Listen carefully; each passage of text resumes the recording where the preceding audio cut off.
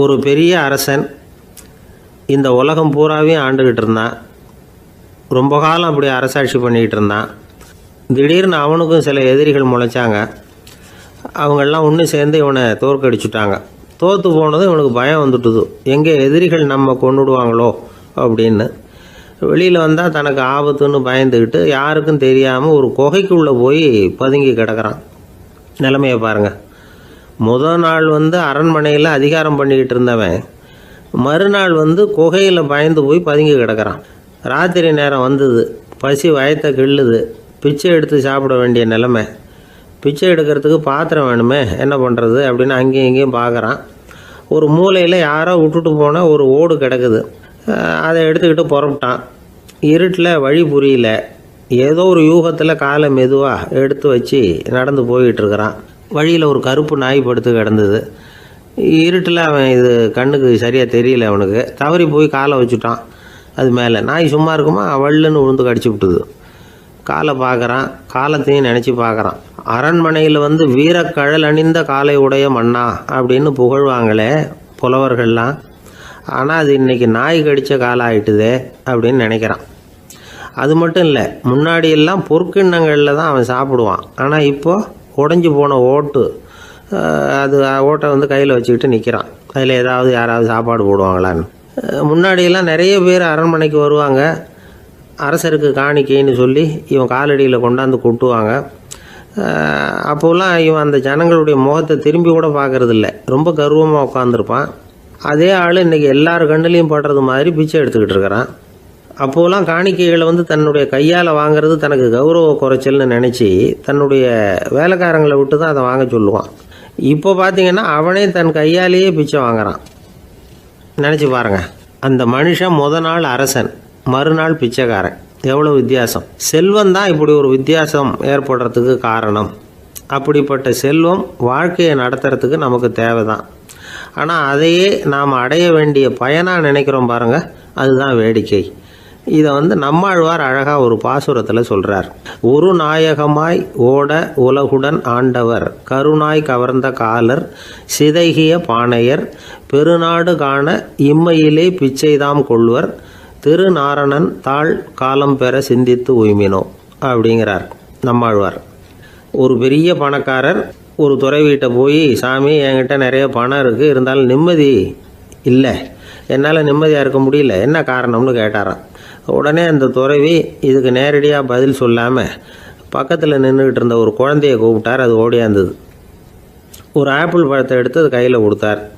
அதை வாங்கிக்கிட்டு குழந்தை சிரிச்சுது. இன்னொரு பழத்தை எடுத்து கொடுத்தார். அதை இன்னொரு கையில் வாங்கிட்டு சிரிச்சுது. மூணாவது ஆப்பிள் எடுத்து கொடுத்தார். 2 பழத்தையும் நெஞ்சில் அணைச்சிக்கிட்டு 3ஆவது பழத்தையும் வாங்கிறதுக்கு முயற்சி பண்ணிச்சு. ஆனால் அது உடனே நழுவி கீழே விழுந்து உருண்டு ஓடிச்சு. ஏற்கனவே இருந்ததும் விழுந்துட்டுது. இப்போ அந்த குழந்தை அழ ஆரம்பிச்சுட்டுது. இப்போ அந்த துறவி பணக்காரர்கிட்ட சொன்னாராம், குழந்தைய கவனிச்சியா, 2 ஆப்பிள் போதும்னு அது நினச்சிருந்தா இப்போ அது அழ வேண்டிய அவசியம் வந்திருக்குமா அப்படின்னாராம். எதுவுமே அளவுக்கு மிஞ்சினா துன்பந்தான். இந்த காலத்தில் இதெல்லாம் யார் காதில் வாங்குறாங்க? ஒருத்தனை நல்ல வழிக்கு கொண்டு வரணும்னு நினச்சி அவனை கூப்பிட்டு உட்கார வச்சு இந்த கதையை சொல்லிகிட்டு இருந்தாங்க. சொல்லிவிட்டு அந்த குழந்தை செஞ்சது தப்பு தானே அப்படின்னு கேட்டிருக்கிறாங்க. ஆமாம், தப்பு தான், நானாக இருந்தால் அப்படி செஞ்சுருக்க மாட்டேன் நானா இவன். 2 பழமே போதும்னு சொல்லியிருப்பியா அப்படின்னு கேட்டிருக்காங்க.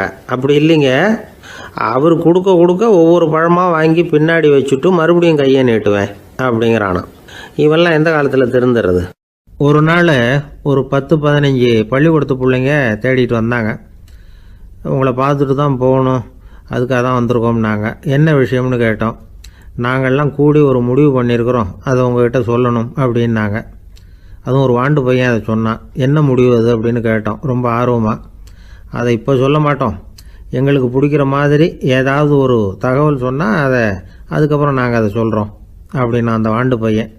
சரி, சின்ன பையன்கிட்ட இன்றைக்கி வசமாக மாட்டிக்கிட்டோம் அப்படின்னு நினச்சிக்கிட்டு அவங்களுக்கு தகுந்த மாதிரி ஒரு கதை சொல்ல ஆரம்பித்தோம். அது என்ன கதைன்னா, ஒரு பெரிய காடு, அதில் பலவிதமான மிருகங்கள். அந்த காட்டுக்கு ஒரு சிங்கம் தான் ராஜா. எப்பவும் காட்டுக்கு அது தானே ராஜா. ஒரு பெரிய யானைக்கு இது பொறுக்கலை. என்ன இது, எப்போ பார்த்தாலும் இங்கே சிங்கத்துக்கே ராஜா பதவி கிடைக்கிது, நான்லாம் எவ்வளவு பலசாலியாக இருக்கிறேன், அப்படி இருந்தும் எனக்கு அந்த பதவி கிடைக்கலையே அப்படின்னு தனக்குள்ளே பொறுமிக்கிட்டே இருந்தது. ராஜா பதவியை நினச்சி ரொம்ப ஏக்கம், அதுக்கு பதவி மோகம். இந்த சமயம் பார்த்து ஒரு குள்ள நரி கூட்டம் அதை தேடிட்டு வந்தது. ஐயா பெரியவங்களே, நீங்கள் இந்த காட்டுக்கு ராஜாவாக இருக்க ஆசைப்படுறீங்க, அதில் ஒன்றும் தப்பு இல்லை. ஆனால் அதுக்கு முன்னாடி நீங்கள் எங்கள் கூட்டத்துக்கு கொஞ்ச நாள் தலைவராக இருங்க, அதாவது ராஜாவாக இருங்களேன், உங்களுக்கும் ஒரு ட்ரைனிங் கிடைச்சது மாதிரி இருக்கும் அப்படின்னு சொல்லியிருக்குது இந்த கூட்டம், குள்ள நெறி கூட்டம். இதை கேட்ட உடனே யானைக்கு ரொம்ப சந்தோஷம் தாங்கலை. அதுதான் எப்போன்னு பதவிக்காக காத்துக்கிட்டு இருக்குதே. இருந்தாலும் கொஞ்சம் பிகுவோட, சரி நீங்கள்லாம் இவ்வளோ தூரம் என்னை தேடிட்டு வந்து கேட்கறதுனால மறுக்க முடியல அப்படின்னு ரொம்ப ஏதோ அவளுக்கு சிரமப்பட்டு ஒத்துக்கிறது மாதிரி ஒத்துக்கிட்டது. ஏதோ உங்கள் ஆசைக்கு கட்டுப்படுறேன், கொஞ்ச நாள் உங்கள் கூட்டத்துக்கு ராஜாவாக இருக்கிறதுக்கு சம்மதிக்கிறேன் அப்படின்னுது. உடனே அந்த யானை ராஜ நட போட ஆரம்பிச்சிட்டுது. யானை சாதாரணமாக நடந்தாவே எப்படி இருக்குங்கிறது நமக்கு தெரியும். அதுவே ராஜ நடந்தால் எப்படி இருக்கும் கற்பனை பண்ணி பாருங்கள். யானை முன்னாடி கம்பீரமாக போய்கிட்டு இருக்குது, தலைவர் இல்லையா, அதனால் குள்ள நரிகள்லாம் ரொம்ப அடக்கமாக அது பின்னாடி அணிவகுத்து போயிட்டு இருக்குது. ராஜா வாழ்க, மன்னர் வாழ்க அப்படின்னு கோஷம் வேற. யானைக்கு தலைகால புரியல, அவ்வளவு சந்தோஷம். அந்த யானைக்கு செருக்கு, ஆணவம் எல்லாம் ஏற்பட்டு போச்சு. அதுக்கப்புறம் அது தரையை பார்க்குமா, நிமிர்ந்து நடக்க ஆரம்பிச்சுட்டுது. தரையை பார்க்குறதே இல்லை. அப்படி போயிட்டுருக்கிறப்போ ஒரு சதுப்பு நிலத்தில் திடீர்னு காலை வச்சுட்டுது. அவ்வளோதான், கால் உள்ளே போட்டுது. இன்னொரு காலை எடுத்து வச்சுது, அதுவும் உள்ளே போட்டுது. அந்த 2 காலையும் எடுக்கிறதுக்காக அடுத்த 2 காலையும் அழுத்திச்சு, அதுவும் உள்ளே போக ஆரம்பிச்சுட்டுது. இப்போ 4 காலம் வசமாக சேத்துல அழுந்தி போச்சு, எடுக்க முடியல. குள்ள நரிகள்லாம் அதை சுற்றி வந்தது. சிலது சுற்றி நின்று டான்ஸ் ஆட ஆரம்பிச்சுட்டுது யானையை பார்த்துட்டு. இதை யானை பார்த்தது. என்ன இது தலைவர், நான் தவிச்சிக்கிட்டு இருக்கிறேன், தொண்டர்கள்லாம் சுற்றி நின்று வேடிக்கை பார்த்துக்கிட்டு இருக்கிறீங்க, டான்ஸ் ஆடுறீங்க அப்படின்னு கேட்டுதான். தொண்டர்களே, தலைவர் நான் தவிச்சிக்கிட்டு இருக்கிறது உங்களுக்கு தெரியலையா? இப்போ உடனே உங்கள் தலைவரை காப்பாற்ற வேண்டியது உங்கள் கடமை இல்லையா அப்படின்னு கத்துச்சான் அந்த யானை. குள்ள நரிகளில் ஒன்று முன்னாடி நின்று அந்த யானையை பார்த்து தான், தலைவரே எங்களுக்கு ரொம்ப நாளாக ஒரு ஆசை, அந்த ஆசையை நிறைவேற்றிக்கிறதுக்காகத்தான் உங்களை எங்கள் தலைவராக ஏற்றுக்கிறோம்னு சொன்னோம் அப்படின்னு தான். என்ன ஆசைன்னு கேட்டிருக்கு யானை. யானை கறி சாப்பிட்டு பார்க்கணுங்கிறது எங்களுக்கு ரொம்ப நாளாக ஆசை, அது இன்றைக்கி தான் நிறைவேற போகுது அப்படின்னு தான் அந்த நரி. இதை கேட்ட உடனே அந்த யானை அப்படியே மூர்ச்சி ஆகிட்டு தான். நரிகள்லாம் அது மேலே ஏறி குதற ஆரம்பிச்சுட்டு தான். பதவி மேலே இருந்த பேராசை அந்த பலசாலியான யானையையே மாட்டி விட்டுட்டுது பார்த்தீங்களா அப்படின்னு சொல்லி முடித்தோம் இந்த கதையை அந்த சின்ன பிள்ளைங்கக்கிட்ட. சரிங்க, இப்போ நாங்கள் உங்களை தேடி வந்த விஷயம் என்னங்கிறத சொல்லவா அப்படின்னா ஒரு வாண்டு பையன். சீக்கிரம் சொல்லு தம்பி, சஸ்பென்ஸ் தாங்கலை அப்படின்னோம். அவன் மெதுவாக எங்களை பார்த்து சொல்கிறான், எங்களுக்கு கொஞ்ச நாள் நீங்கள் தலைவராக இருந்தால் தேவலை அப்படின்னா. ஒரு ஊரில் ஒரு கோயில் இருந்தது, ரொம்ப பழைய கோயில். உள்ளே போகிறதுக்கே பயமாக இருக்கும், எந்த நேரத்தில் இடிஞ்சு விழுந்துருமோ அப்படிங்கிற பயம். அப்படி இருந்ததுனால யாரும் துணிஞ்சு சாமி கும்பிடுறதுக்கு அங்கே போகிறதில்ல. கோயிலுக்கு வர்ற கூட்டம் கொஞ்சம் கொஞ்சமாக குறைய ஆரம்பிச்சுட்டுது. கோயில் நிர்வாகிகள் எல்லாரும் கூடி உட்காந்து பேசினாங்க, என்ன பண்ணலாம்னு யோசனை பண்ணாங்க. எந்த இடம் மோசமாக இருக்கோ அந்த இடத்த பழுது பார்த்தாங்க. அங்கே எங்கே வர்ணத்தை பூசி கொஞ்சம் அழகுபடுத்தி பார்த்தாங்க. ஏதோ இந்த ஊரில் கோயில்னு ஒன்று இருக்குது, அது மக்களுக்கு தெரியணும் அப்படிங்கிறதுக்காகத்தான் இப்படிலாம் பண்ணாங்க. இருந்தாலும் கோவில் இருக்கிற நிலைமை மக்களுக்கு தெரியும், அதனால் அங்கே வர்றது குறைச்சிக்கிட்டாங்க அவங்க. ஒரு கட்டத்தில் யாருமே வர்றதில்லை, நிலைமை அந்த அளவுக்கு ஆயிட்டுது. மறுபடியும் கோவில் நிர்வாகிகள் கூட்டம் நடந்தது. இந்த கூட்டம் கூட கோயிலுக்கு உள்ளே நடக்கலை, இடிஞ்சு விழுந்துருமோங்கிற பயம். அதனால் வெளியில தான் உட்காந்து கூட்டத்தை நடத்தினாங்க. ஏன்னா உள்ளே போகிறதுக்கு அவங்களுக்கும் துணிச்சல் கிடையாது, எந்த நேரமும் விழுந்துரும் போல் இருந்தது அது. அது வழியாக போகிறவங்க கூட வேகமாக அந்த இடத்த கடந்து போக ஆரம்பிச்சிட்டாங்க. கோவில் நிர்வாகிகள் வெளியில் உட்காந்து கூட்டம் போட்டாங்க இல்லையா, அந்த கூட்டத்தில் 4 தீர்மானங்களை நிறைவேற்றினாங்க. அது என்ன 4 தீர்மானம்னா, முதல் தீர்மானம், இந்த கோவிலை இடிப்பது அப்படிங்கிற முடிவை இந்த கமிட்டி மிகவும் வருத்தத்துடன் ஏற்றுக்கொள்ளுகிறது அப்படின்னு நிறைவேற்றினாங்க. இதுக்கு பதிலாக இன்னொரு கோவிலை உடனடியாக கட்டி முடிச்சுடணுங்கிறது 2வது தீர்மானம். 3வது தீர்மானம் என்ன தெரியுமா, பழைய கோவிலின் கதவுகள், அதிலிருந்து பிரித்து எடுக்கிற செங்கல், இதையே புது கோவில் கட்டுவதற்கு பயன்படுத்தி கொள்ள வேண்டியது. பழைய கோவில் இருந்த மாதிரியே அதே வடிவத்தில் புது கோவிலையும் கட்ட வேண்டியது. பழைய கோவிலின் அஸ்திவாரத்தை அப்படியே வச்சுக்கிட்டு அதுக்கு மேலே நாம் கோயிலை கட்டிக்க வேண்டியது. இதுதான் 3வது தீர்மானம். இதையும் கமிட்டி முழு மனசோடு ஏற்றுக்கிட்டது. இது வரைக்கும் சரி. இப்போ அந்த கமிட்டி 4வதாக ஒரு முக்கியமான தீர்மானத்தை கொண்டுக்கிட்டு வந்து அதையும் ஏகமனதாக நிறைவேற்றி விட்டுது. அது என்ன தீர்மானம்னா, புதிய கோவில் கட்டி முடிக்கிற வரைக்கும் பழைய கோவிலை இடிக்கிறதில்லை அப்படிங்கிற தீர்மானம். எப்படி இருக்குது பாருங்கள் இது. பழசை இடிக்காத வரையில் அதே இடத்துல புதுசாக எப்படி கட்ட முடியும்? பல விஷயங்களில் நாம் நடந்துக்கிற முறையும் இப்படி தான் இருக்குதான். வாழ்க்கையில் முன்னேறணும்னு ஆசைப்படுவோம். அதே நேரத்தில் அந்த முன்னேற்றத்துக்கு எது தடையாக இருக்கோ அதை விட்டு விடுறதுக்கும் மனசு வராது. வெளிநாட்டில் ஒரு பெரிய விருந்து நடந்துக்கிட்டு இருந்துதான். எல்லாரும் மது கோப்பையும் கையுமா அலைஞ்சிக்கிட்டு இருக்கிறாங்க. ஒருத்தர் மட்டும் கையில் எதுவும் இல்லாமல் ரொம்ப நல்ல பிள்ளையா சாதுவா ஒரு ஓரமாக தனியாக உட்காந்துருக்கிறார். அவர்கிட்ட நெருங்கி வாங்க மது சாப்பிட்லாம் அப்படின்னு கூப்பிட்டாங்களாம். என்னை வற்புறுத்தாதீங்க, நான் என் மனசுக்குள்ளே உறுதியாக தீர்மானம் பண்ணிவிட்டேன் அப்படின்னாராம். என்ன தீர்மானம் பண்ணியிருக்கீங்க அப்படின்னு கேட்டிருக்காங்க. ஏற்கனவே முழு போதையில் இருக்கும் பொழுது மறுபடியும் மது கோப்பையை தொடரதில்லை அப்படின்னு தீர்மானம் பண்ணியிருக்கேன் அப்படின்னாராம். ஒரு ஊரில் ஒரு குரு இருந்தார், ஜென் குரு. அவரை தேடிட்டு ஒரு மன்னர் வந்தார். வந்தவர் ஜப்பான் மன்னர். தோட்டக்கலையை பற்றி தெரிஞ்சுட்டு போகிறதுக்காக அவர் வந்தார். எப்படி தோட்டம் அமைக்கிறது அப்படிங்கிறத பற்றி அந்த குரு விவரமாக சொல்லி கொடுத்தாரு. 1 நாள் 2 நாள் இல்லை, 3 வருஷம் கற்றுக் கொடுத்தார். அதுக்கப்புறம் சொன்னார், நான் கற்றுக் கொடுத்துட்டேன், இனிமேல் நீங்கள் போகலாம், போய் தோட்டம் அமைக்கலாம். அதுதான் உங்களுக்கு பரிசை. தோட்டம் அமைச்ச பிறகு சொல்லி அனுப்புங்க, நான் வந்து பார்க்குறேன். நீங்கள் இங்கே என்னவெல்லாம் கற்றுக்கிட்டீங்களோ அதையெல்லாம் அங்கே செயல்முறையில் செஞ்சு காட்டுங்க அப்படின்னு சொல்லி அனுப்பி வச்சார். மன்னர் போனார். அரண்மனைக்கு பக்கத்திலேயே ஒரு பெரிய தோட்டத்தை உண்டு பண்ணினார். அழகான மரங்களையும் செடிகளையும் உருவாக்கினார். கிட்டத்தட்ட 1000 தோட்டக்காரர்களை பயன்படுத்தி 3 வருஷங்கள் முயற்சி பண்ணி அந்த அழகான தோட்டத்தை உருவாக்கினார். குருக்கிட்ட இருந்து செய்தி வந்தது, நாளைக்கு வந்து தோட்டத்தை பார்க்குறேன் அப்படின்னு. மன்னர் உடனே சுறுசுறுப்பாயிட்டார். முதல் நாளே தோட்டத்தை சுத்தப்படுத்தினார். ராத்திரி பூரா யாரும் தூங்கலை. எல்லாருக்கும் தோட்டத்தை ஒழுங்குபடுத்துகிற வேலை. அது அந்தந்த இடத்துல ஒழுங்காக இருக்குதா அப்படின்னு சரி பார்த்தாங்க. ஒரு தவறும் இல்லாத வகையில் அதை ஒழுங்குபடுத்தினாங்க. மறுநாள் குரு வந்தார், தோட்டத்தை பார்த்தார். அவருக்கு கோபம் வந்துட்டுது. மன்னருக்கு ஆச்சரியம், எப்பவும் சிரிச்சுக்கிட்டே இருக்கிறவர் இப்போ எப்படி இருக்கிறாரு அப்படின்னு. மெதுவாக குருக்கிட்ட போய் எல்லாம் சரியாக தானே இருக்குது அப்படின்னார். எல்லாம் சரிதான், ஆனாலும் எங்கே அந்த பொன்னிற காற்று அப்படின்னார். உதிர்ந்த இலைகள், பொன் மஞ்சள் நிற இலைகள் காற்றில் அப்படி புரண்டு ஓடுவதை நான் பார்க்க முடியவில்லையே அப்படின்னாராம். அது இல்லாமல் இந்த தோட்டம் உயிரோட்டம் உள்ளதாக இருக்காது, இதில் பாடல் இல்லை, ஆடல் இல்லை, அதெல்லாம் இல்லாமல் இந்த தோட்டம் ரொம்பவும் செயற்கையாக தெரியுதுன்னாராம். மன்னர் இப்போ தான் யோசனை பண்ணார். கீழே கிடந்த காஞ்சி போன இலைகள் மட்டும் இல்லை, மரத்தில் இருந்த காஞ்சி போன இலைகளையும் அப்புறப்படுத்தி சுத்தமாக வச்சிருக்கிறார். இறப்பும் வாழ்க்கையினுடைய ஒரு பகுதி தான். மரணம்ங்கிறது வாழ்க்கைக்கு எதிரானது அல்ல, அதை நிரப்பும் ஒரு பகுதி தான் அது. மரணம் இல்லையில் வாழ்க்கையே இல்லை அப்படிங்கிறது பெரியவங்க கருத்து. இப்போ அந்த தோட்டம் அழகாக தான் இருக்குது, இருந்தாலும் அது ஒரு ஓவியம் மாதிரி உயிர் இல்லாமல் இருக்கு. குரு ஒரு வாளியை கையில் எடுத்துக்கிட்டார். தோட்டத்தை விட்டு வெளியில் போனார். ஏற்கனவே வீசி எறிந்த அந்த சருகுகளை எல்லாம் அள்ளி கொண்டுகிட்டு வந்தார். உள்ள எல்லா இடங்கள்லையும் அதை வீசினார். உடனே காற்று அந்த காய்ந்த சருகுகளையும் பழுத்த இலைகளையும் அசைக்க ஆரம்பிச்சுட்டுது. இப்போ அங்கே சலசல சத்தம், சங்கீதம், இலைகளின் நடனம், ஓவியம் மாதிரி இருந்த அந்த தோட்டத்துக்கு இப்போ உயிர் வந்துட்டுது. இதுதான் அந்த பொன்னான காற்று அப்படின்னாராம் குரு. மன்னருக்கு புரிஞ்சுது. மிகப்பெரிய ஜென் கேள்வி ஒன்று உண்டு. உம்மான் அப்படிங்கிற ஒரு பெரிய குருவை பார்த்து துறவி ஒருத்தர் கேட்டாராம், இலைகள் எல்லாம் கீழே விழுந்து மரங்கள் மொட்டையாக இருக்கும் பொழுது என்ன நடக்கும்? இதுதான் கேள்வி. இதுக்கு உம்மான் சொன்ன பதில் பொன்னான காற்று, தி கோல்டன் விண்டு அப்படின்னாராம். இதுக்கு என்ன விளக்கம்னா, உன்னுடைய எண்ணங்கள் எல்லாம் உன்னுடைய மனசிலிருந்து கீழே விழுந்து உனது உள்ளுணர்வானது மொட்டையாக நிற்கும் நிலைதான் அது.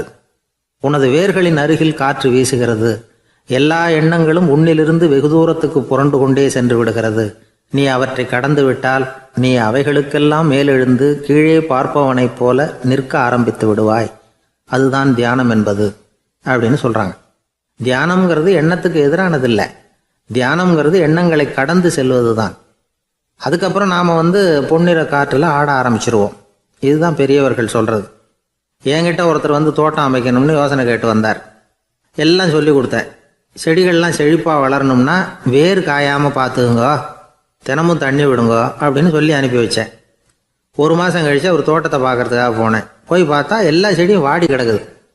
என்னங்க இப்படி பண்ணிவிட்டீங்கன்னு. நீங்கள் சொன்னபடி தான் செஞ்சேன்னார். என்ன செஞ்சீங்கன்னு கேட்டேன்.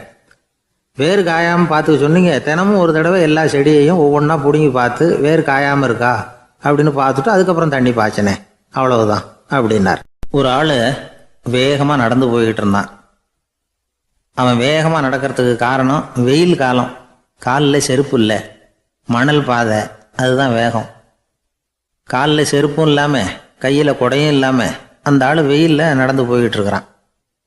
அந்த சமயத்தில் இன்னொருத்தன் குதிரை மேலே ஏறி அந்த வழியாக வந்துக்கிட்டு இருக்கிறான். அவன் காலில் செருப்பும் இருந்தது, கையில் குடையும் இருந்தது. நடந்து போய்கிட்டு இருந்தவன் அந்த குதிரை ஆசாமியை பார்த்து கேட்டான், ஐயா, நீங்களும் குதிரை மேலே உட்காந்துக்கிட்டு போய்கிட்டு இருக்கிறீங்க, அப்படி இருக்கிறப்போ உங்களுக்கு அந்த செருப்பு என்னத்துக்கு? அதை எனக்கு கொடுத்து உதவலாமே அப்படின்னா. குதிரை மேலே உட்காந்துருந்தவன் யோசனை பண்ணி பார்த்தான். இவன் சொல்கிறது நியாயம்தானே அப்படின்னு சொல்லி தன்னுடைய செருப்பை கழட்டி அந்த வழிப்போக்கனுக்கு கொடுத்துட்டான். ரொம்ப நல்லதுங்க அப்படின்னு சொல்லி இவன் அதை வாங்கி காலில் மாட்டிக்கிட்டான். அதுக்கப்புறம் மறுபடியும் இவன் ஆரம்பித்தான், ஐயா, நீங்கள் குதிரையில் போகிறதுனால போக வேண்டிய இடத்துக்கு வேகமாக போய் சேர்ந்துருவீங்க, அதனால் உங்கள் கையில் அந்த குடை என்னத்துக்கு?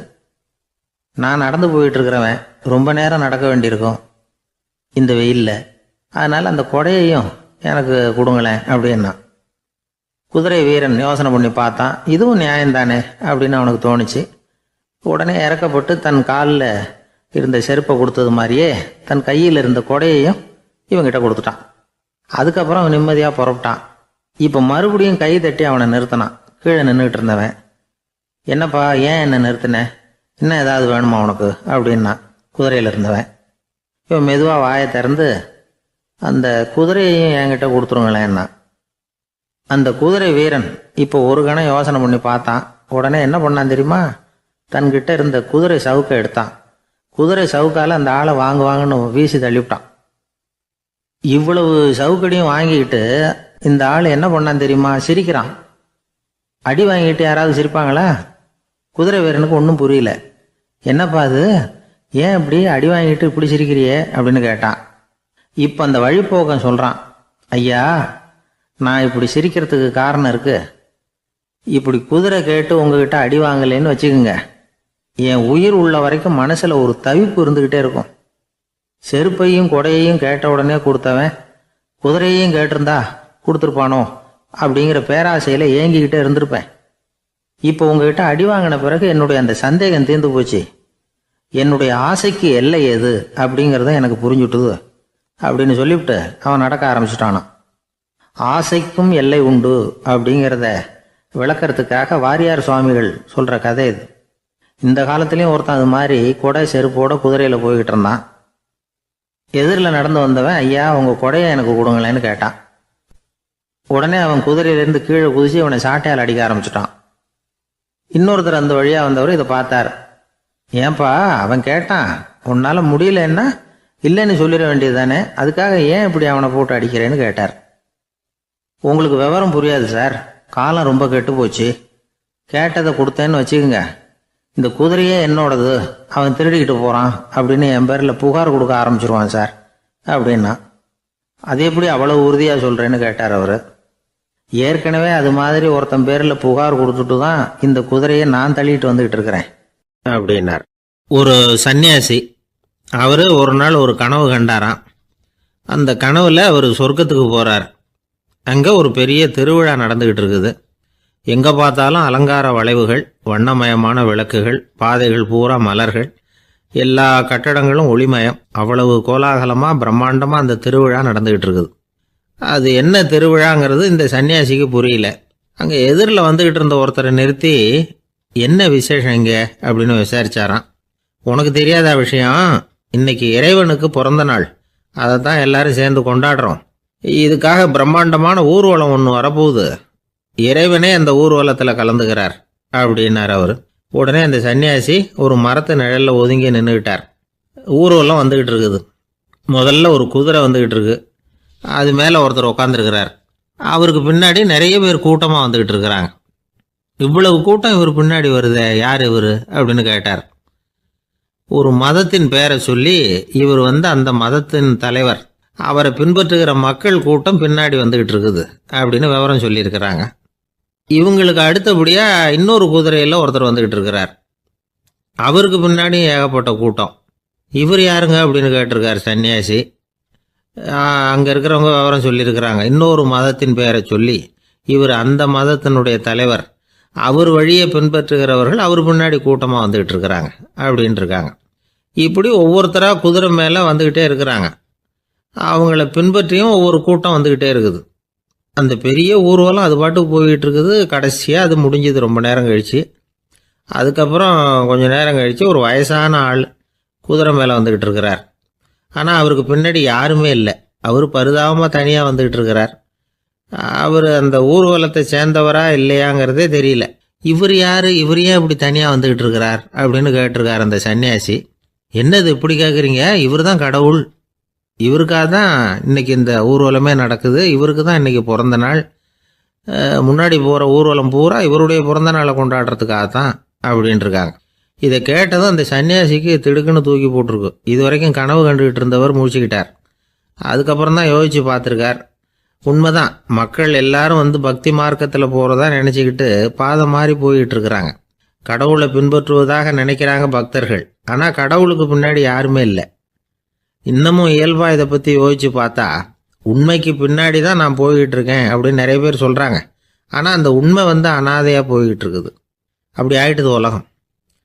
இந்த காலத்துலேயும் ஒரு ஊர்வலம், ஒரு பெரிய மனுஷருக்கு பிறந்த நாள் விழா. அவர் குதிரை மேலே ஏறி முன்னாடி போய்கிட்டு இருக்கிறார். அவருக்கு பின்னாடி ஒரு 100 பேர் தொண்டர்கள் அவங்க பாட்டுக்கு போகிறாங்க. எல்லாம் பணம் கொடுத்து ஏற்பாடு பண்ணவங்க. எல்லாம் பணம் வாங்கிட்டு பின்னாடி போயிட்டுருக்குறாங்க. கொஞ்சம் தூரம் நடந்ததும் கால் வலிக்க ஆரம்பிச்சுட்டுது. ஒவ்வொருத்தராக அப்படியே ஒதுங்க ஆரம்பிச்சிட்டாங்க. அதான் முன்னாடியே பணம் கிடச்சிட்டுதே, இனிமேல் ஒதுங்கினா என்னன்னு ஒதுங்கிட்டாங்க. ஒரு கட்டத்தில் குதிரையில் போகிறவர் தற்செயலாக திரும்பி பார்க்குறாரு. பின்னாடி யாருமே இல்லை, எல்லோரும் ஓடி போயிட்டாங்க. ஒரே ஒரு ஆள் மட்டும் ரொம்ப விசுவாசமாக பின்னாடி நடந்து வந்துக்கிட்டு இருந்தான். ஏன்ப்பா நீ மட்டும் வந்துக்கிட்டு இருக்கிறியே, நீ வீட்டுக்கு போகலையான்னு கேட்டிருக்காரு அவர்.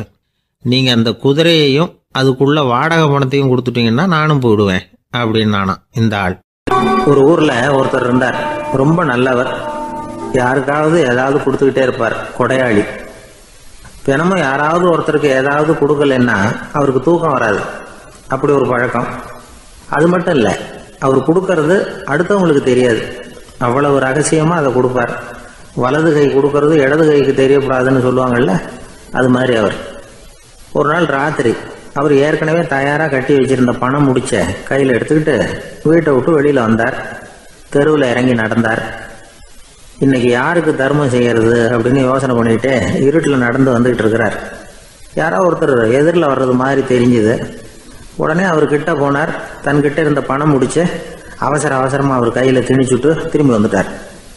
அப்பாடா, ஒரு வழியாக யாருக்கும் தெரியாமல் இன்னைக்கு தர்மம் பண்ணியாச்சு அப்படிங்கிற மகிழ்ச்சி, மன நிறைவு அவர் முகத்தில். நிம்மதியாக தூங்கினார். அப்புறம் எழுந்திரிச்சார். மறுநாள் காலையில் ஊர் பூரா ஒரே பேச்சு. என்ன பேச்சுன்னா, நேற்று ராத்திரி ஒரு திருடன் கையில் யாரோ பணத்தை கொடுத்துட்டு போயிருக்கிறாங்க அப்படின்னு எல்லாரும் பேசிக்கிட்டு இருக்கிறாங்க.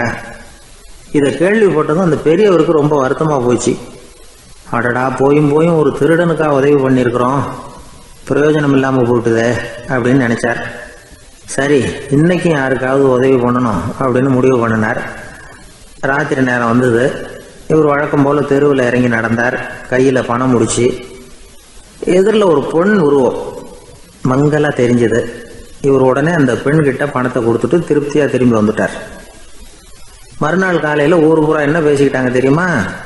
நேற்று ராத்திரி நெறி தவறி நடக்கிற ஒரு பெண்ணின் கையில் யாரோ பணத்தை வச்சுட்டு போயிருக்கிறாங்க அப்படின்னு எல்லாரும் பேசிக்கிறாங்க. அடடா, இன்னைக்கும் தவறுதலாக நடந்து போச்சு அப்படின்னு ஒரு வருத்தப்பட்டார்.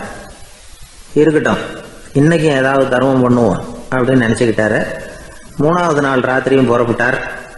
இப்பவும் எதிரில் ஒருத்தர் வந்தார். இவர் பணத்தை கொடுத்தார், திரும்பி வந்துட்டார்.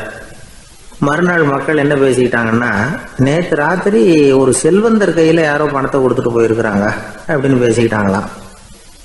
அவருக்கு ரொம்ப வருத்தமாக போட்டுது. என்ன இது, தினம் இப்படி ஆகிட்டு இருக்குதே அப்படின்னு நினச்சிக்கிட்டே படுத்து தூங்கினார். அன்னைக்கு ராத்திரி ஒரு கனவு. அந்த கனவுல இறைவன் வந்து சொன்னாராம், இதை பாருப்பா, நீ கொடுத்த தர்மம் வீணா போயிடல.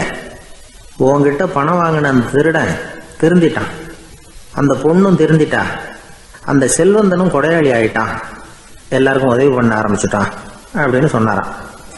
இந்த கதையை சொன்னவர் யாருன்னா நபிகள் நாயகம். இதுல உள்ள கருத்து என்னன்னா, நல்ல மனசோட தர்மம் பண்ணுனா அது வீணா போறதில்லை. இன்னொரு கருத்து, தர்மம் வந்து தன்னை மட்டுமல்ல அடுத்தவங்களையும் தீமையிலிருந்து காப்பாற்றும். இதுதான் நாம புரிஞ்சுக்க வேண்டியது. இந்த காலத்திலயும் இது மாதிரி சில சம்பவங்கள் நடக்கிறது உண்டு. ஒரு பெரியவர் இருட்டில் நடந்து வந்துகிட்டு இருந்தாரு. எதிரில் வந்த ஒருத்தன் வலுக்கட்டாயமா ஒரு கையை பிடிச்சி ஒரு பண முடிப்பை கொடுத்து வச்சுக்க சொல்லிவிட்டு விலைக்கு போயிட்டான்.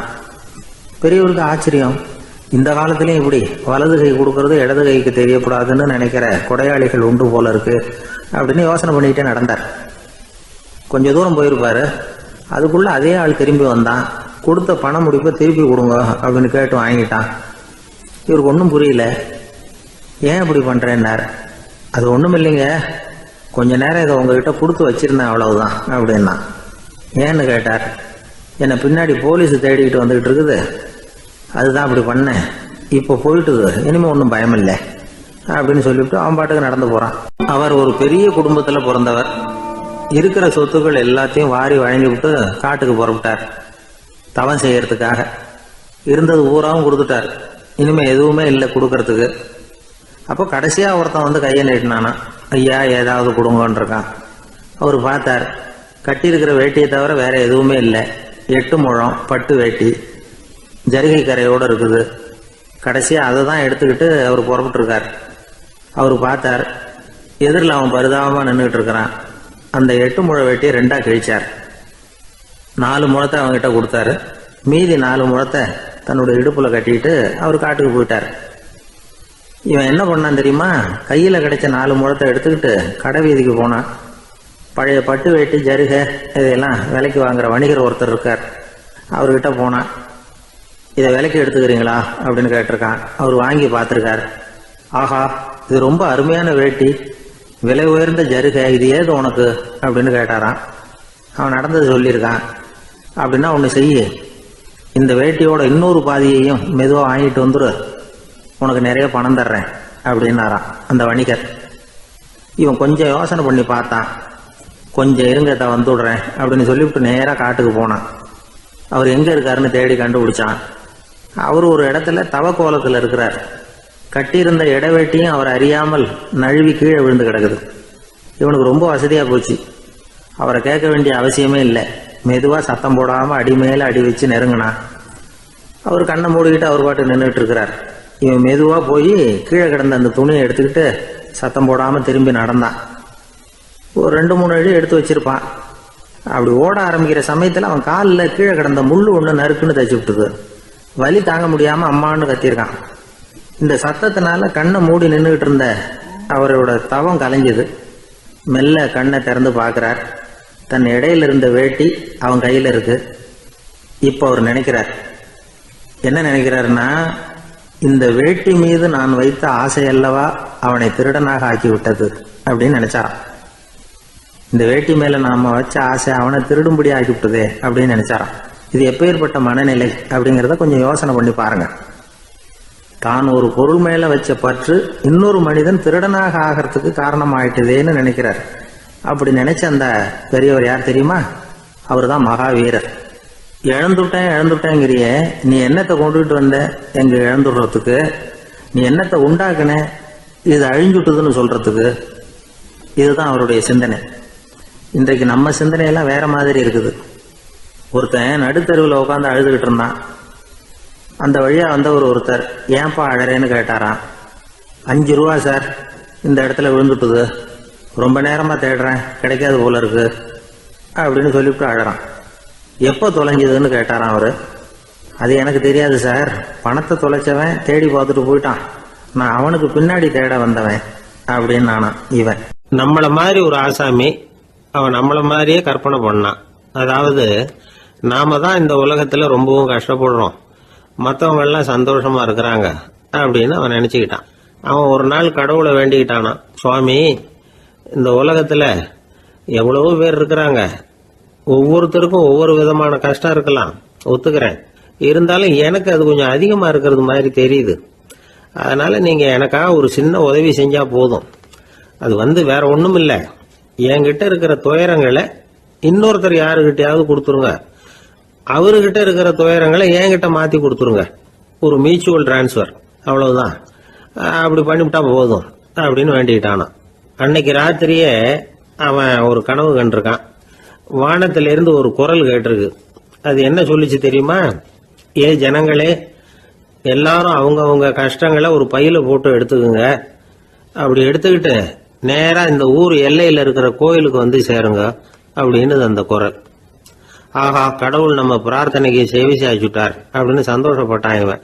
உடனே என்ன பண்ணா, தன்கிட்ட இருந்த கஷ்டத்தையெல்லாம் ஒரு சாக்கு பையில போட்டு எடுத்துக்கிட்டான். வீட்டை விட்டு வெளியில வந்தான். தெருவில் இறங்கி நடக்கிறான். அங்க பார்த்தா ஏகப்பட்ட பேர் ஆளுக்கு ஒரு பைய தூக்கிக்கிட்டு கோயிலுக்கு போயிட்டு இருக்கிறாங்க. சில பேர் மூட்டையா கட்டி தலையில சுமந்துக்கிட்டு போயிட்டு இருக்கிறாங்க. இவன் பார்த்தான். இவனுக்கு ரொம்ப ஆச்சரியமா இருந்தது. ஏன்னா எல்லாரும் வச்சிருக்கிற பைய இவன் பைய விட பெருசா இருந்தது. இவன் பை தான் இருக்கிறதுலயே கொஞ்சம் சின்னதா தெரிஞ்சது.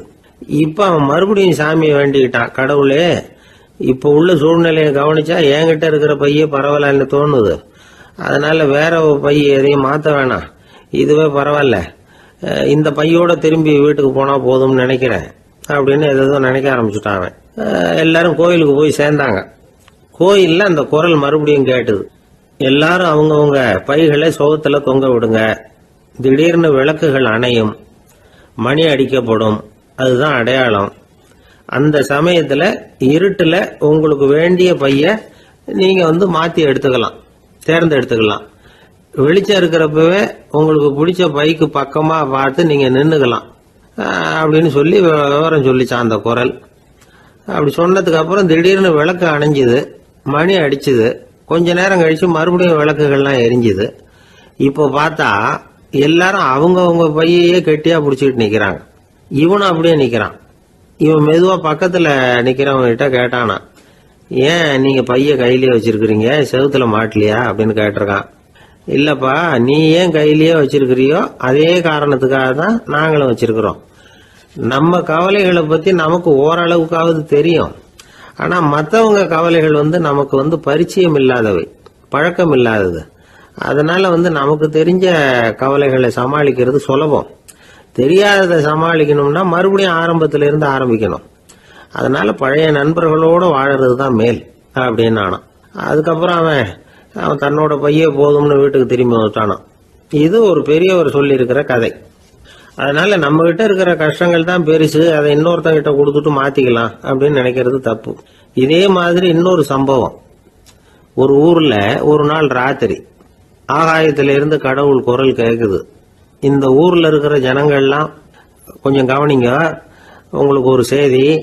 அதாவது இங்க இருக்கிற ஜனங்கள்லயே கொஞ்சம் கூட கவலையே இல்லாத ஆள் யாருன்னு எனக்கு தெரியணும். அதனால எல்லாரும் அவங்கவுங்க கவலைகளை ஒரு பையில போட்டு எடுத்துக்கிட்டு கோயிலுக்கு வாங்க அப்படின்னாரு கடவுள். உடனே வரிசையா எல்லாரும் வர ஆரம்பிச்சாங்க. எல்லார் கையிலயும் பை இருந்தது, சின்னதும் பெருசுமா. கவலையே இல்லாத ஆள் யாருன்னு தேடினார் கடவுள். ஒரே ஒரு ஆள் மட்டும் கையில எதுவும் இல்லாம வெறும் கையை வீசிக்கிட்டு ரொம்ப ஜாலியா நடந்து வந்துகிட்டு இருந்தான். கடவுள் அவங்க கிட்ட போனார். ஏப்பா, உனக்கு கவலையே இல்லையா அப்படின்னு கேட்டார். எனக்கும் சில கவலைகள்லாம் உண்டு அப்படின்னு அவன். எங்க அதெல்லாம்னு கேட்டிருக்காரு கடவுள். பின்னாடி லாரியில வந்துகிட்டு இருக்கு அப்படின்னு அவன். ஒரு காட்டுல ஒரு நரி இருந்தது. ஒரு நாள் காலை நேரம் அது தன்னுடைய இருப்பிடத்திலிருந்து வெளியில வந்தது.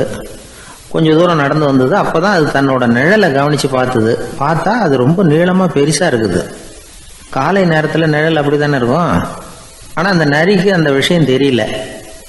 தன்னுடைய நீண்ட பெரிய நிழலை பார்த்து ஆச்சரியப்பட்டது. ஆஹா, நாம இவ்வளவு பெருசாவா இருக்கிறோம் அப்படின்னா என்னுடைய காலை சாப்பாட்டுக்கு ஒரு யானை இல்லைன்னா ஒரு ஒட்டகம் கிடைச்சாதான் சரியா இருக்கும் போல இருக்கு அப்படின்னு முடிவு பண்ணிக்கிட்டது. உடனே ஒரு யானை அல்லது ஒட்டகத்தை தேடி அலைஞ்சது, எங்க கிடைக்கும்னு. கிடைக்கவே இல்லை. மத்தியானம் 12 மணி ஆயிட்டுது. பசியோட அலையுது. இப்ப தன்னோட நிழலை பார்த்தது. அது மத்தியான நிழல் எப்படி இருக்கும், அது ரொம்பவும் குறுகி போய் தெரிஞ்சுது. உடனே அந்த நரி என்ன நினைச்சுக்கிட்டு தான் தெரியுமா, காலை ஆகாரம் சாப்பிடாததுனால நம்ம உடம்பு இப்படி அழிச்சு போட்டுதே அப்படின்னு நினச்சிக்கிட்டு தான். கொஞ்ச நேரம் கழித்து மறுபடியும் தன்னுடைய நிழலை பார்க்குது. அது இன்னமும் குறுகி போய் காலடியிலேயே வந்துட்டுது. அதுக்கு பயமாக போயிடுது. ஐயையோ, இன்னும் கொஞ்ச நேரத்தில் நாம் இறந்துருவோம் போல இருக்க, இப்போ என்ன செய்யறது? இந்த சமயத்தில் ஒரு எறும்பு கிடைச்சா கூட போதும், அதை நம்ம காலை ஆகாரமாக நினச்சி சாப்பிட்டுள்ளாமே அப்படின்னு நினச்சிதான். நம்முடைய நிழல் கூட நம்மளை மாதிரியே தான் அடிக்கடி மாறிக்கிட்டே தான் இருக்குது. அது எப்பவும் ஒரே மாதிரி இருக்கிறது இல்லை. மனிதனுக்கு ஏற்படுகிற தன்முனைப்பு இருக்கு பாருங்க, ஈகோ, அது கூட ஒரு நிழல் மாதிரி தானா. அப்படி நினைக்க ஆரம்பிச்சுட்டா அதனால ஏதும் பிரச்சனை வராதான். தன்முனைப்பை நிழல் போலவே ஏற்றுக்கொள்ளுங்கள் அப்படிங்கிறது பெரியவங்க கருத்து. ஒரு காரியத்தை வெற்றிகரமா நல்ல விதமா செஞ்சு முடிக்கிறோம்னு வச்சுக்கோங்க, அந்த சமயத்துல ஒரு வித நுட்பமான தற்பெருமை நமக்குள்ள உண்டாகுது. இது இயற்கையானது, அதனால இது மேல பற்று வைக்கக்கூடாது. அப்படி வைக்க ஆரம்பிச்சுட்டா அந்த தற்பெருமை ஒரு நிரந்தர விருந்தாளியா நம்ம கிட்ட தங்கிக்கும். நம்ம நிழல் எப்படின்னு பாருங்க, நாம நடக்கும் பொழுது நம்ம பின்னாடியே வரும். தன்முனைப்பையும் அப்படியே நினைச்சுக்குங்க. நிழல் யாருக்கும் எந்த பிரச்சனையையும் உண்டாக்குறது இல்லை. ஆனா அந்த நிழலை கண்டே நாம பயப்பட ஆரம்பிச்சுட்டா நாம எதுலையும் வெற்றி காண முடியாது. நிழலோட சண்டை போடக்கூடாது. அது மாதிரி தன்முனைப்போடவும் நாம சண்டை போட வேண்டியதில்லை. இல்லாத ஒன்றோடு சண்டை போடுறது எப்படின்னா, அது இருட்டோட சண்டை போடுறது மாதிரி. நாம நிழல் கிடையாது, நம்ம கிட்ட இருக்கிற தன்முனைப்பு ஒரு நிழல். நம்ம நிழலையும் நமக்கு சமமா பார்க்குறோம் பாருங்க, அங்கதான் சிக்கலே ஆரம்பம். இப்போ நாம நடந்து போய்கிட்டு இருக்கிறோம், நம்ம நிழல் தரையில விழுது. யாரோ ஒருத்தர் நம்ம நிழல் மேல காலை வச்சு நடந்து போறார். உடனே அவர்கிட்ட சண்டைக்கா போறோம், ஏண்டா என் நிழலை மிதிச்ச அப்படின்னு. நமக்கு தெரியும் அது நிழல் தாங்கிறது. அவர் உங்க மேல நடக்கல, உங்களுடைய நிழல் மேலதான் நடக்கிறார். அது மாதிரி உங்க தன்முனைப்பின் மேல யாராவது நடந்தா உங்களை அவமானப்படுத்துறதா நினைக்கிறீங்க. காரணம், நாமளும் நம்ம தன்முனைப்பும் ஒண்ணுங்கிற நினைப்பு தான் காரணம், மற்றபடி வேற ஒன்றும் கிடையாது. நம்ம நிழல் மேல நடக்கிறவர் நம்மளை காயப்படுத்துறது இல்லை. தன்முனைப்பை வேண்டாத ஒன்னாவும் பார்க்க வேண்டியதில்லை. அது இயற்கை. நிழலை உங்க முன்னாடி வைக்க வேணாம், அது உங்க பின்னாடியே இருக்கட்டும். நிழலின் நிழலாகி விடாதீர்கள், நீங்கள் நீங்களாகவே இருங்கள். இதுதான் சான்றோர் சிந்தனை. ஒரு பேருந்துல ஒரே நெரிசல். ஒருத்தர் பக்கத்துல நின்றுகிட்டு இருந்தவர்கிட்ட ரொம்ப பணிவா விசாரிச்சார், ஏன் சார் நீங்க ஏதாவது பெரிய உத்தியோகத்தில் இருக்கிறீங்களா அப்படின்னார். அப்படிலாம் ஒன்றும் இல்லைங்கன்னார் அவரு. அப்படின்னா வேற ஏதாவது அரசியல்ல பெரிய பதவியில் இருக்கிறீங்களா அப்படின்னு கேட்டார். அதுவும் இல்லைங்கன்னார். சரி, பணமாவது அதிகமாக வச்சிருக்கீங்களா அப்படின்னு கேட்டார். அப்படிலாம் ஒன்றும் கிடையாது சார்னார் அவரு. அப்புறம் எதுக்குடா என் காலை மிதிச்சுக்கிட்டு இருக்கிற, எடுறா காலை அப்படின்னாராம் இவர். ஒரு ஆள் இருந்தார், அவர் தன்னை ஒரு குருன்னு சொல்லிக்கிட்டார். மௌன குரு, வாயே திறக்கிறதில்ல. அவருக்கு 2 சீடர்கள் உண்டு. இவங்க தான் வர்றவங்க கிட்ட பேசுவாங்க, விளக்கம் கொடுப்பாங்க. ஒரு நாள் இந்த சீடர்கள் 2 பேரும் எங்கேயோ வெளியில் போயிட்டாங்க. அந்த நேரம் பார்த்து ஒருத்தர் அங்கே வந்தார், குரு கிட்ட போனார். குருவே, புத்தர்னா என்னன்னு கேட்டார். குருவுக்கு ஒன்றும் புரியல. அவர் உண்மையான குருவாக இருந்தாவில் புரியும். அவர் திருன்னு முழிக்க ஆரம்பிச்சிட்டார். இந்த நேரம் பார்த்து இந்த சீடர்கள் எங்கேயோ போயிட்டாங்களே, என்ன பண்ணுறது, உதவிக்கு யாராவது கிடைக்க மாட்டாங்களா அப்படின்னு அப்படியே சுற்றி பார்க்குறார். அங்கங்கே பார்க்குறார். வந்தவர் இதை கவனித்தார். ஏதோ புரிஞ்சுக்கிட்ட ஒரு மாதிரி அடுத்த கேள்வி கேட்டார். தர்மம்னா என்ன சுவாமின்னார். குருவுக்கு ரொம்ப சங்கடமாக போச்சு. நம்ம நிலைமை இப்படி ஆகிட்டுதே, இக்கட்டில் மாட்டிக்கிட்டோமே அப்படின்னு நினச்சபடியே விட்டத்தை பார்த்தார். அப்புறம் குனிஞ்சு தரையை பார்த்தார். அப்படியே உட்காந்துக்கிட்டார்.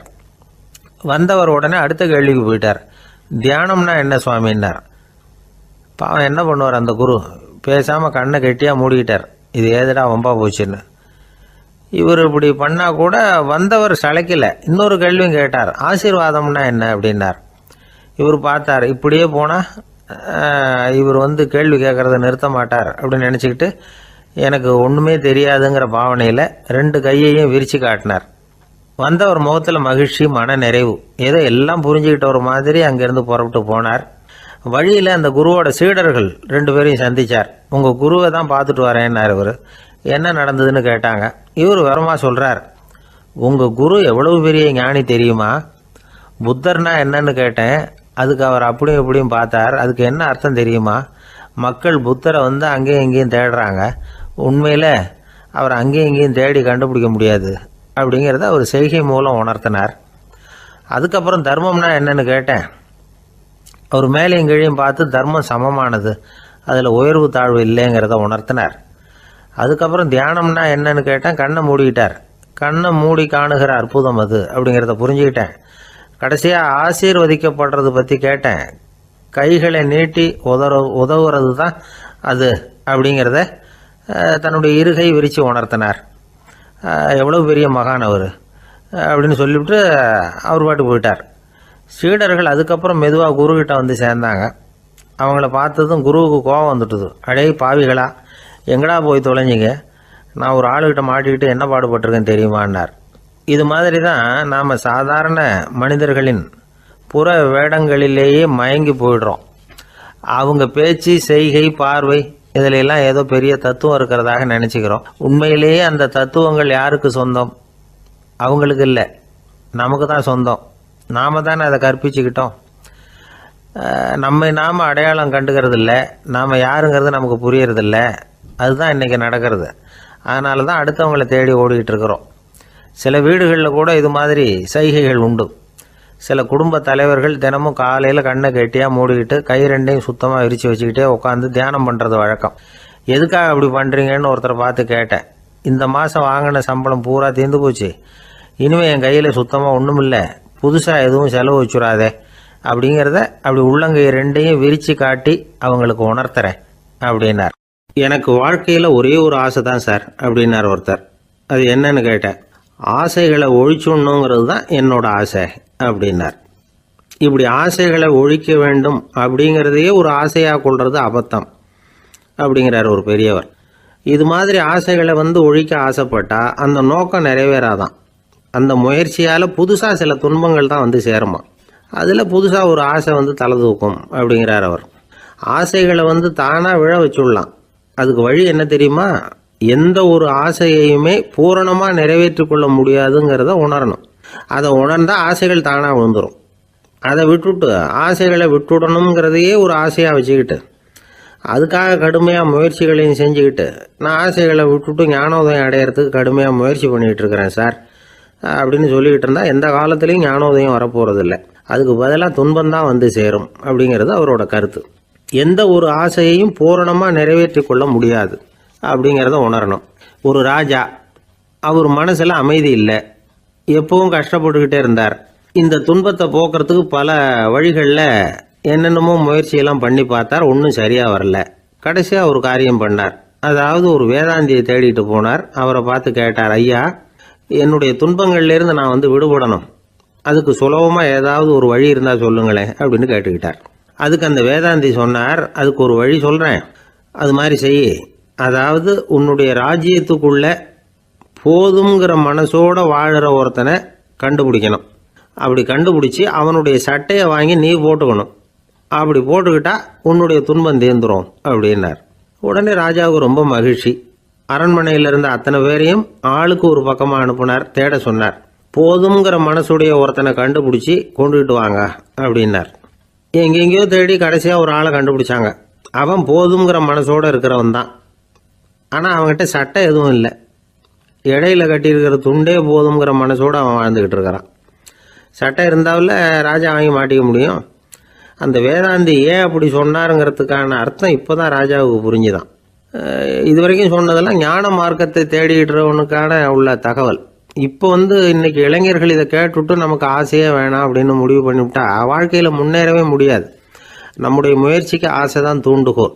அதனால் இந்த ஆசையையும் அந்த ஆசையையும் போட்டு குழப்பிக்கக்கூடாது. ஆனால் ஒன்று, பேராசை நமக்கு தேவையில்லை. நாம் படுற ஆசையிலேயும் ஒரு நியாயம் இருக்கணும். ஏன்னா நம்மளில் சில பேர் நீங்கள் தான் சார் சொன்னீங்க, அதனால தான் ஆசைப்பட்டேன், அரை தான் கிடச்சிது மிச்சம் அப்படிம்பாங்க கன்னத்தை தடவிக்கிட்டே. அதனால் இப்போல்லாம் எந்த தகவலை சொன்னாலும் ரொம்ப எச்சரிக்கையாக இருக்க வேண்டியிருக்குது. ஒரு ஆள் ஒரு கடை வச்சு வியாபாரம் பண்ணிக்கிட்டு இருந்தான். அவனுக்கு ரொம்ப பேராசை, நிறைய பணம் சேர்க்கணும்னு. திடீர்னு ஒரு நாள் அவனுக்கு உடம்பு ரொம்ப சுகம் இல்லாமல் போயிட்டுது. இனிமேல் பிழைக்கிறது கஷ்டங்கிற நிலைமை. மரணப்படுகையில் இருக்கிறான். சொந்தக்காரங்கள்லாம் சுற்றி உட்காந்துருக்குறாங்க. இவன் மெதுவாக கண்ணை திறந்து பார்க்குறான். என் வீட்டுக்காரி எங்கேன்னா, இதோ இருக்கேன் அப்படின்னாங்க அந்த அம்மா. பசங்கள்லாம் எங்கேங்கிறான். இதோ பக்கத்தில் தான் நின்றுக்கிட்டு இருக்கிறோங்கிறாங்க. பொண்ணுங்க எங்கேங்கிறான். எல்லாம் இங்கே தான் இருக்கிறோம் அப்படிங்கிறாங்க. எல்லாம் இங்கே தான் பக்கத்தில் தான் இருக்கோம், நீங்கள் கவலைப்படாதீங்கன்னு சொல்கிறாங்க எல்லாம். அவன் மெதுவாக கஷ்டப்பட்டு வாயை திறந்து, அட பாவிங்களா, எல்லாரும் இங்கே இருந்தால் அங்கே கடையை யார் கவனிக்கிறது அப்படின்னானான். ராமகிருஷ்ணர் வாழ்ந்த காலத்தில் நடந்த ஒரு நிகழ்ச்சி இது. அப்போது ஒரு ஓவியர் இருந்தாராம். அவருக்கு ஒரு ஆசை, ராமகிருஷ்ணர் படத்தை வரையணும், அதை அவர்கிட்டயே கொண்டுட்டு போய் காட்டி அபிப்பிராயம் கேட்கணும். இதுதான் அந்த ஓவியரின் ஆசை. உடனே ராமகிருஷ்ணர் படத்தை வரைஞ்சி முடித்தார். அதை எடுத்துக்கிட்டு போனார். இவர் போன சமயம் அங்கே ராமகிருஷ்ணர் சீடர்களோடு உட்காந்துருக்கிறார். விவேகானந்தர் அங்கே இருக்கிறார். இந்த ஓவியர் கொண்டுகிட்டு போய் தான் வரைந்த ஓவியத்தை அவர்கிட்ட காட்டினார். ராமகிருஷ்ண பரமஹம்சரின் ஓவியத்தை ராமகிருஷ்ணர்கிட்டயே காட்டுறார். ராமகிருஷ்ணர் என்ன பண்ணார் தெரியுமா? அந்த படத்தை பார்த்தார். உடனே அது காலை தொட்டார். குருதேவருடைய இந்த செயல் சீடர்களுக்கு ரொம்ப வியப்பை உண்டு பண்ணிச்சு.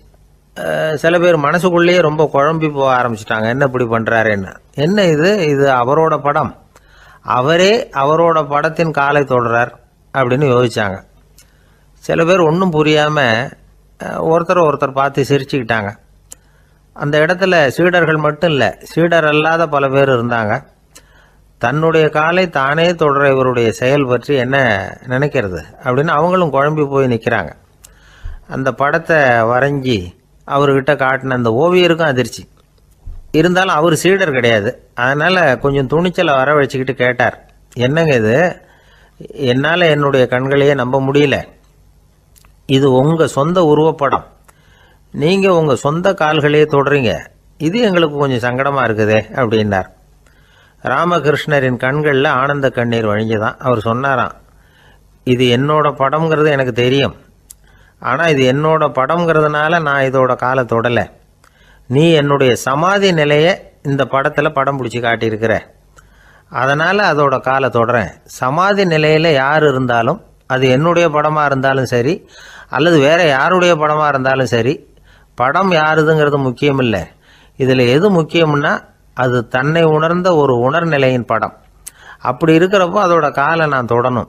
அதுக்கு நீங்கள் எல்லாரும் ஏன் சங்கடப்படுறீங்கன்னு எனக்கு தெரியல அப்படின்னாராம். இப்போ தான் அங்கே இருந்து சீடர்களுக்கும் மற்றவங்களுக்கும் விவரம் புரிஞ்சுதான். இதுக்கு முன்னாடி யாரும் செய்யாததை இவர் செஞ்சிருக்கிறார், ஆனால் அவருடைய காரணம் ரொம்ப நியாயமானது அப்படிங்கிறத உணர்ந்தாங்களாம். இதுவரைக்கும் ஆன்மீகத்தில் சமாதி நிலை, அதாவது தன்னை உணர்ந்த நிலை பற்றி புரிஞ்சுக்கிட்டோம். இல்லறத்தில் ஏற்படக்கூடிய சமாதி நிலை பற்றி உங்களுக்கு தெரியுமா?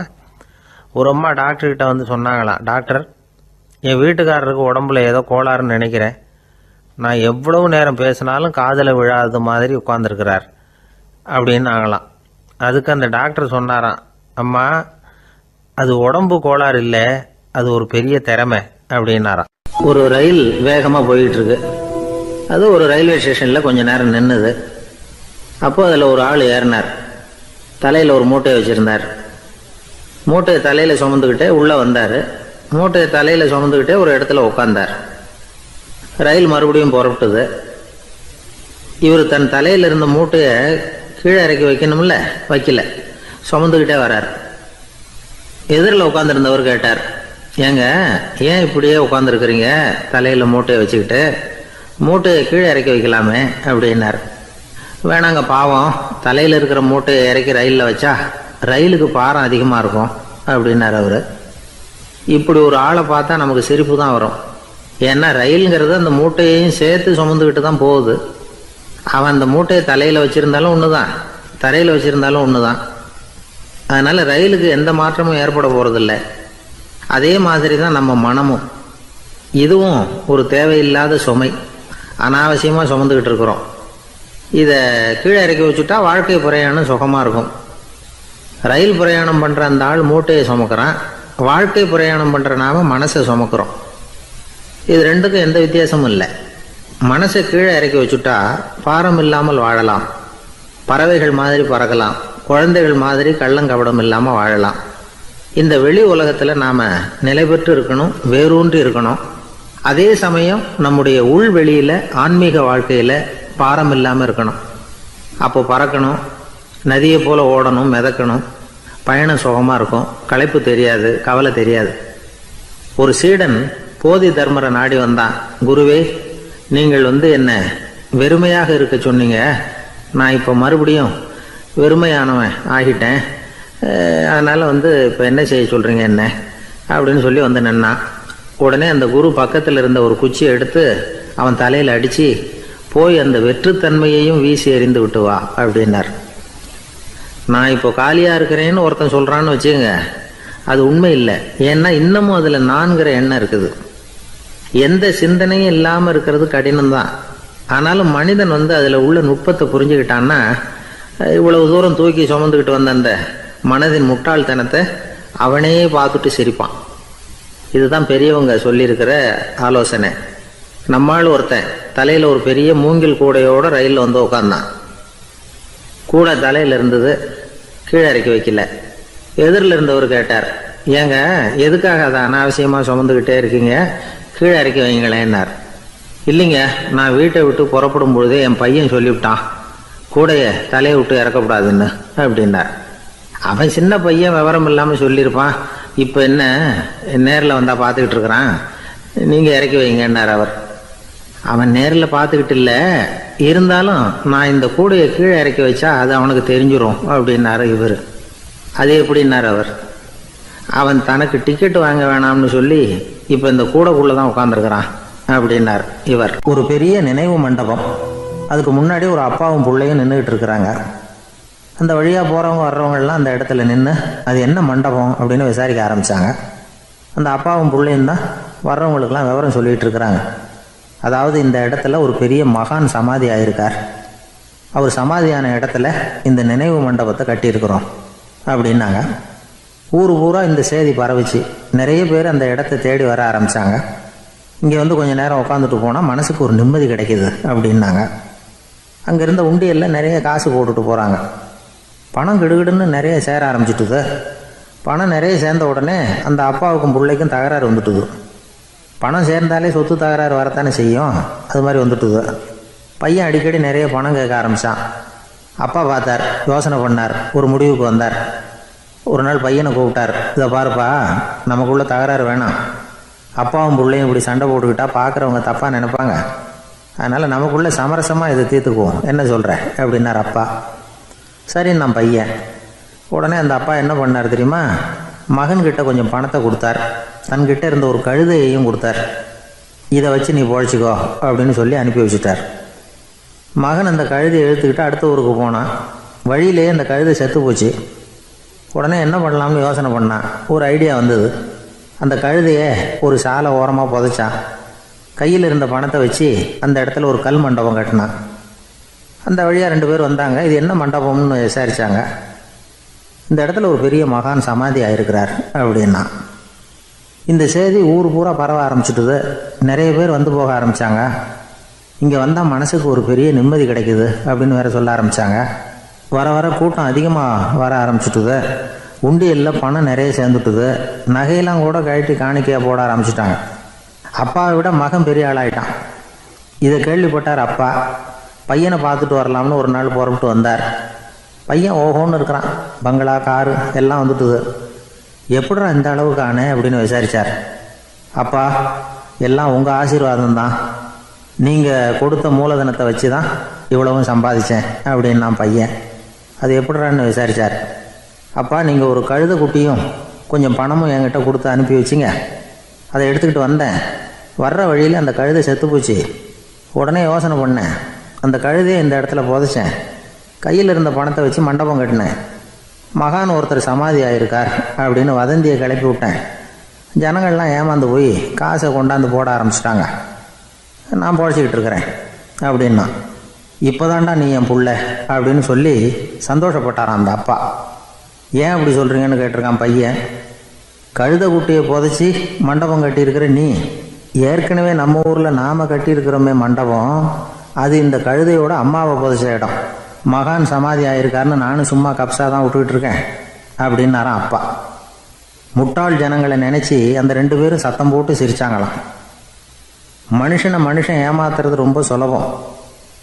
என் கூட படித்த ஒருத்தன் திடீர்னு ஒரு நாள் எல்லாருக்கும் அருள் வாக்கு சொல்ல ஆரம்பிச்சிட்டான்.